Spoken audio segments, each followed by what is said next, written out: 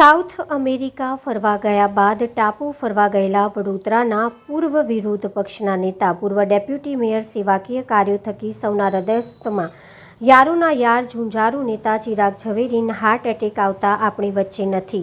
ચિરાગ ઝવેરીનો પાર્થિવ દેહ વડોદરા લવાયો. અંતિમ દર્શન માંજલપુર નિવાસસ્થાને યોજાયા હતા. સત્તાધારી પક્ષ સહિત અનેક રાજકીય નામી અનામી હસ્તીઓ, મિત્રો, સ્નેહીઓ ઉપસ્થિત રહ્યા હતા. પરિવારમાં ઘેરા શોકની લાગણી. ચિરાગ ઝવેરીના નિધન પર તમામે દુઃખ વ્યક્ત કર્યું. પાર્થિવ દેહ પર શ્રદ્ધાસુમન અર્પણ કરી કર્યા અંતિમ દર્શન.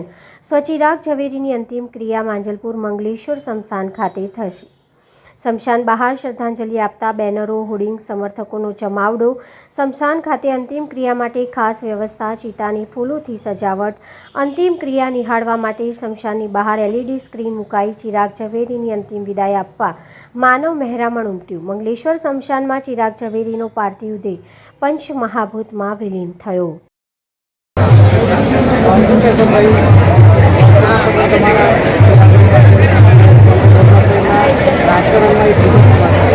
વડોદરા શહેરના લોકસેવાના પ્રમાણ છે. ચિરાગભાઈ વિશેની કંઈ કલ્પના અલગ. આ એક ચિરાગ અલગ પ્રકારના ચિરાગ હતા કે જેને કદાચ તમે બધી જ રીતના સમજી શકો. અને મને એવું લાગે છે કે આજે માંજલપુરે પોતાનું એક હૃદય ખોલ્યું છે. વડોદરા શહેર એક આખું કારણ કે બહુ ઓછા એવા નેતાઓ મળતા હોય છે. તમે જાણો છો કે માંજલપુર નહીં પણ આખું વડોદરા શહેર આજે જ્યારે ખુલ્લું હોય ત્યારે એવું બધા માણસ આવે છે ને જાય છે. ભાડાની દુકાન ચાર ખાલી કરવાની છે, પણ સાથે સાથે લોકોની સાથે રહી, લોકોના વચ્ચે રહી, લોકોને સુખ અને દુઃખની અંદર સામાજિક રીતે, આર્થિક રીતે, ધાર્મિક રીતે, બધી જ રીતના પોલિટિકલ એક છે એમનું અલગ જ હતું. પોલિટિકલ એમની સૂઝબૂਝ અલગ જ હતી. કારણ કે હું એમની સાથે વિશ્વાસ સુધી ગયો છું. આજ બધા શિક્ષણ સમિતિના 15 વર્ષ કોર્પોરેટરોમાં અને ત્યારે પણ મેં જોયું છે કે સાથે હોઈએ કે સામે હોઈએ પણ લોકો સુધી કેવી રીતના વડોદરા શહેરના આગળના સરોવરથી માંડીને તમે મહીસાગરના લેવલ શું છે, એ તમે માંજલપુરની કઈ ટાંકીનું પાણીનું લેવલ શું છે, ગેસનું શું લેવલ છે, ક્યાં રીતના કે આજના આજના જે રાજકારણની સાથે જે આપણા કાઉન્સિલરોએ એક એમના માટે ખોટું છે શીખવા જ બોલું કે શું તમે ચિરાગની પાસે 10 મિનિટથી ઉભા રહો તમને કંઈક ને કંઈ એવું વસ્તુ મળે કે તમને એમના માટે કંઈ શીખવાનું લાગે.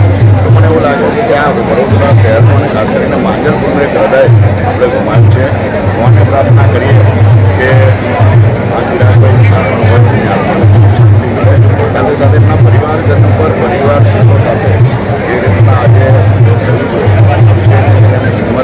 ભગવાન એમને આપે અને આ વડોદરા શહેરના ખાસ કરીને માંજલપુર માટે પણ એક આવો એક નેતા હવે ક્યારે કેટલા વર્ષ પછી મળશે. એક યુગ જે ચિરાગ હતું એ આજે દર્શન તરફ જઈ રહ્યા છે. વડોદરા શહેરના ખાસ કરીને માંજલપુરના પરિવારજનોને પણ ખૂબ મોટા નેતા ગુમાવ્યા છે. ભગવાનને પ્રાર્થના કરીએ કે ચિરાગભાઈ જે આપણે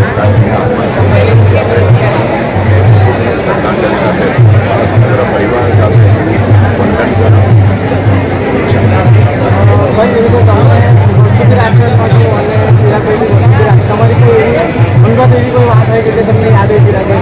ચિરાગભાઈ સાથે મને એવું લાગે છે કે હું ઓપોઝિશનમાં પણ હતો અને ચિરાગભાઈ બી ઓપોઝિશનમાં હતા.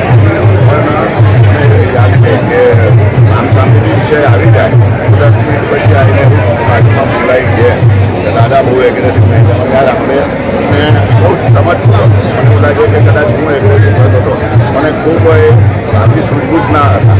એમની ગણતરી અને એક્ટિબિલિટી મને એવું લાગે છે કે વડોદરા શહેરનું બજેટ કેવી રીતે બનવું, વડોદરા શહેરના સીમાંકન વિસ્તારો કેવી રીતના મૂકવા, કયા વર્ગ કેવી રીતના મર્જ કરવા, કેવી રીતના શું કરવું. તો ઓછા વડોદરા શહેરના નેતાઓ હશે કે જેના વડોદરા શહેરને આ રીતના વડોદરા શહેરના જે માંજલપુરની જે ટીપી વિસ્તારો છે, જે રીતના રસ્તાઓ છે, જે ઉભા રસ્તાઓ છે, એના માટે ખૂબ મોટું યોગદાન છે. એટલે મને એવું લાગ્યું કે અકલ્પનીય આ ચિરાગ આપણે જોયો છે. આવો ઝળહળતો ચિરાગ ભગવાનને મને લાગે આ નીચે ત્યાં ચિરાગ ઉપર ગયા છે. એ ઝળહળતો ચિરાગ હંમેશા ચિરાગ રહે છે. ચિરાગના સમગ્ર પરિવારને અને ચિરાગભાઈના જે રીતના આ એક યુવાનો માટેનો એક મેસેજ હતો. ચિરાગભાઈ શું શું કરીએ આપણે વિદ્યાર્થીઓને પૂછવી પડે તો આના વિશે